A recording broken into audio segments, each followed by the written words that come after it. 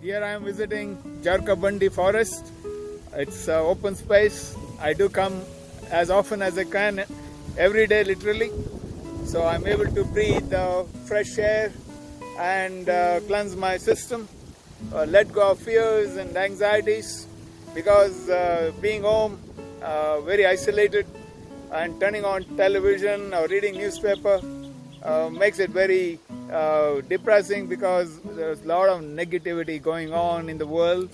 So I try to limit that exposure and get out to open space, try to do pranayama, breathing exercises, and just be in nature, just be in open space. And when I do that, I cleanse my emotions and make way for positive thoughts to happen within me, and to be hopeful and hope that things will turn around for the good of everyone. So I hope you find some open space wherever you are, able to breathe in and do some pranayama. Thank you. This is also a time when we can invest some time and energy in ourselves to contemplate, to reflect and see where we stand with present situation, and see what next for us. Once we are through a COVID era, how we are going to reposition ourselves. What next for each one of us? Are we going to go back to the same old pattern of life, or do we revive it, change direction, or take newer direction? Is something that we got to contemplate, because right now the pause that we got is good to stop, take and revive ourselves and see whether this is the way to move forward, or is it the same way that we should move forward, or we need to rethink, reconceive ourselves in order to become more effective and sustainable. So a lot of work, a lot of time has to be invested in each one of us to see what next. It looks like that a lot of us have to change gears, change our direction, and also to see things in a very different way, perceive things differently, because going back to old ways may not be taking us too far, because it is the human activity which has triggered the events that we are witnessing today in the world. So a lot of environmentalists and experts have been warning us about climate change and its impact on human habitation worldwide, and we are seeing what experts were telling right from beginning of this millennia in 2000.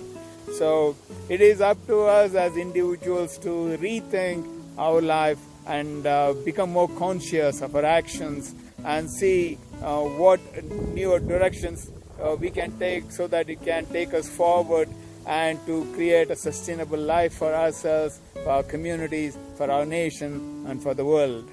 Thank you. We are seeing some changes in our city. Years ago, scientists were talking about unsustainable growth in Bangalore city. So there was a kind of mass migration of people from all over India. It was kind of unplanned growth, erratic growth of the city. So scientists were projecting that this is becoming unsustainable. Even warned that the city has to evacuate certain people. But the warning went unheeded until coronavirus came. As soon as corona invaded our lives, people started to drift wherever they came from. And so right now, city has lost a lot of people. Looks like it's good for the city, it's good for the people here. We got to rework newer ways of thinking and living and sustaining our lives. And I've seen great changes in supply chain management. There were days when I used to go to market and fetch fresh vegetables and supplies for the house. The cost was so high, but right now the cost of vegetables and fruits have come down because the demand has come down. So earlier it used to be the price was kind of inflated. People are talking about an apartment running from 1 crore to all the way up to 3 to 5 crores. It's something that I couldn't believe. How can middle class people afford an apartment for 1 crore? And the cost of building that wouldn't have costed more than 30 lakhs even. So it was kind of inflated. I hope that will all level up right now, and more and more middle class people who are native of Bangalore and Bangalore rural can afford housing. So there are sometimes good things happen because of coronavirus, that we stopped whatever we're doing so we can rethink newer ways of sustainable living that is good for us, for community, for our nation. The kind of information we are getting every day from locally, nationally, regionally and globally, it is we are bombarded with information about events that are taking place, like rising infection of coronavirus worldwide, at the same time massive rainfall causing floods and deluge, and loss of human habitation, huge loss of life and properties.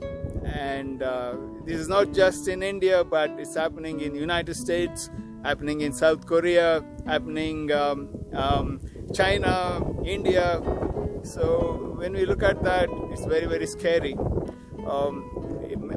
Looking at what Al Gore began in his work called Inconvenient Truth, that he was talking about climate shift that's going to happen, and once it happens, there will be a point where if we can stop there, we can return back, or if we cross that point, there will be no return. So he was talking about point of no return. Looks like we are reached that point of no return where nature is going in full rage, causing massive loss of life and destruction to properties. So I think the pause that we have to be sensitive. We have to become sensitive to what's happening in the world and see what you and me can do in a smallest possible way to bring shift in this world, so that we will not go further causing destruction of life and properties. Whatever information we are getting on day-to-day basis does influence our thought process, our emotions.